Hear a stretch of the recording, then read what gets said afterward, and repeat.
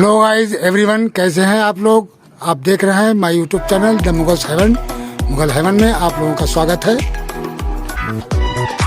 तो आज हमने अपना खाद का कंटेनर खाली किया है, जिसमें हम 1 साल से खाद बना रहे थे और ये हमारी बनके तैयार हो गई है। काफ़ी मात्रा में ये खाद हमने तैयार की। ये हमारी पूरी साल लगभग चलेगी और बहुत ज़्यादा मात्रा में ये खाद है और ये हमने बहुत बड़े कंटेनर में तैयार की है। और ये ऐसी खाद बनाई है कि इसके अंदर एक बोरी के करीब बकरी की मेंगनी है और 1 बोरी के करीब इसमें काउडन है और उसके बाद में सारा लीफ कंपोज है। जो गार्डन का कचरा निकलता है, फूल पत्ते और टहनी वहनी सब जितनी भी हैं और जो हम प्रूनिंग वगैरह करते हैं प्लांटों की, वो सब की सब हम इस कंटेनर में डाल देते हैं और ये उससे बनके तैयार हो गई है। ये 1 साल पुरानी खाद हमारी है और मुझे अब इसकी ज़रूरत पड़ेगी क्योंकि सारे कई प्लांट हमें रिपोर्ट करने पड़ेंगे। तो अब हम पूरी साल इस खाद को ही मिलाएंगे। तो ये इतनी अच्छी जाके खाद तैयार हुई है हमारी कि क्योंकि इसको अगर हम 30-35% या 40% भी मिला देंगे तो हमारा जो प्लांट है वो बहुत ही अच्छा ग्रोथ करेगा। तो इसको बनाने का दोस्तों हमारे पास एक इतना बड़ा कंटेनर है कि जिसमें कम से कम आधा कुंटल खाद तैयार हो जाती है। ये लगभग ऐसी होगी 50-60 किलो के लगभग होगी ये। तो 60 किलो के लगभग तो मुझे लग रही है ये, क्योंकि बहुत बड़ा कंटेनर है जिसके अंदर ये मैं बनाता हूँ। तो ये है दोस्तों, काफ़ी बड़ा है ये।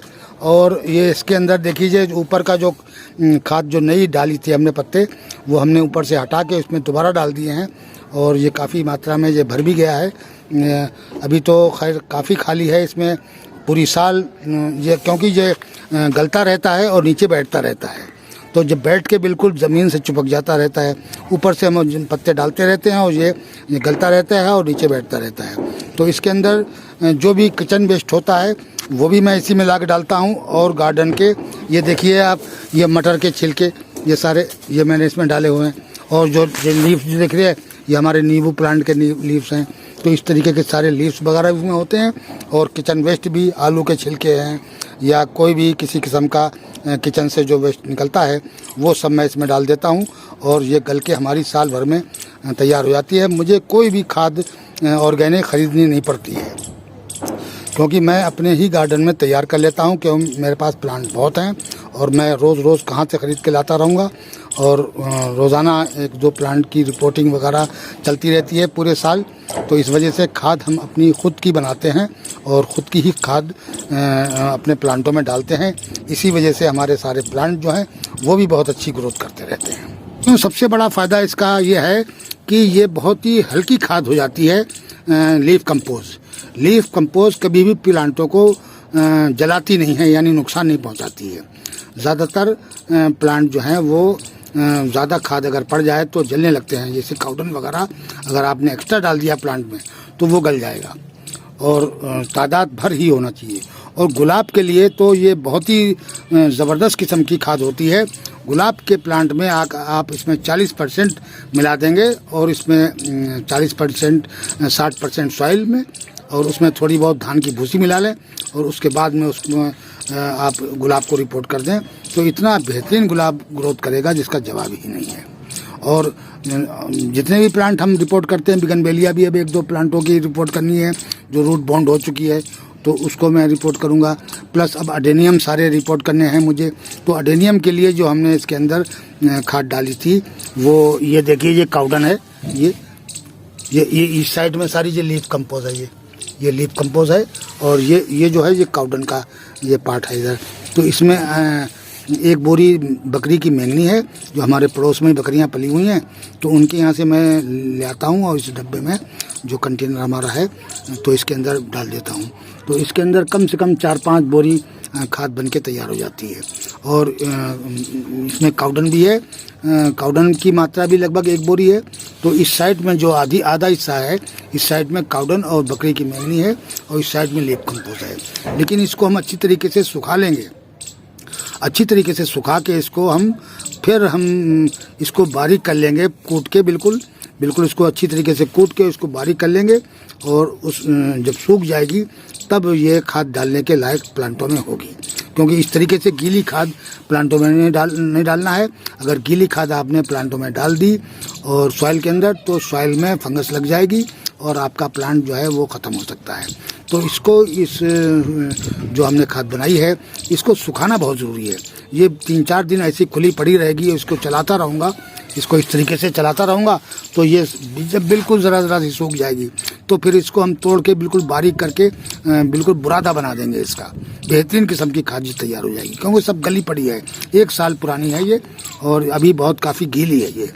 तो अभी आज हमने इसको निकाला है और निकालने के बाद में आज ये धूप में पड़ी रही और ये 3-4 दिन जब तक ये अच्छी तरीके से सूख नहीं जाएगी तब तक ये प्लांटों में डालने के लायक नहीं होगी।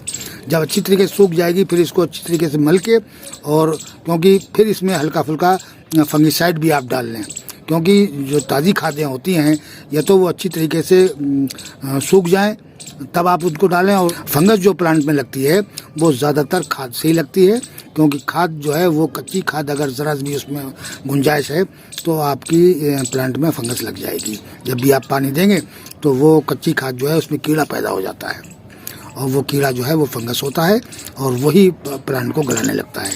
तो इसलिए खाद को अच्छी तरीके से सुखा लें आप और जब आप अपने प्लांटों में इस्तेमाल करें।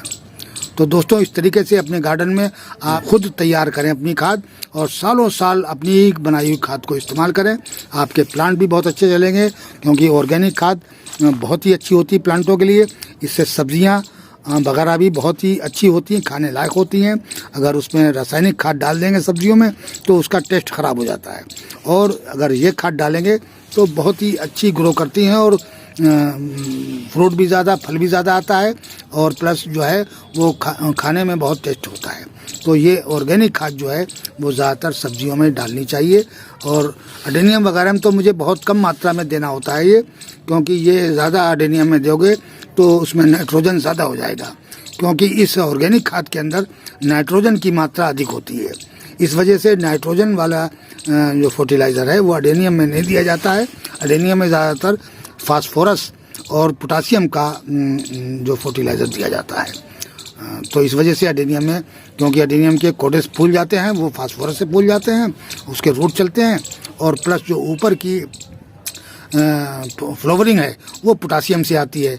तो इसलिए इसमें ग्रोथ के लिए थोड़ा कम मात्रा में ऑर्गेनिक जो है वो खाद दी जाती है, जिससे काउडन या बर्मी कंपोज ये सब ऑर्गेनिक हैं और ये इनके अंदर नाइट्रोजन की मात्रा अधिक होती है। इस वजह से जो थोड़ा कम डाला जाता है। अगर ज़्यादा मात्रा में डाल दिया तो फिर वो लेगी टाइप का हो जाएगा, काफ़ी लंबी लंबी ब्रांचें हो जाएंगी, पत्ते ज़्यादा देगा और प्लांट तो बहुत अच्छा लगेगा देखने में, लेकिन फ्लावरिंग ऐसे प्लांट में कम होती है जिसमें नाइट्रोजन की खाद ज़्यादा पड़ जाती है। तो दोस्तों वीडियो कैसा लगा? आज के वीडियो में इतना ही। मिलते हैं अगले वीडियो में नए टॉपिक और नए कंटेंट के साथ। अगर हमारा वीडियो अच्छा लगे तो लाइक कीजिए, शेयर कीजिए और सब्सक्राइब कीजिए। शुक्रिया, धन्यवाद।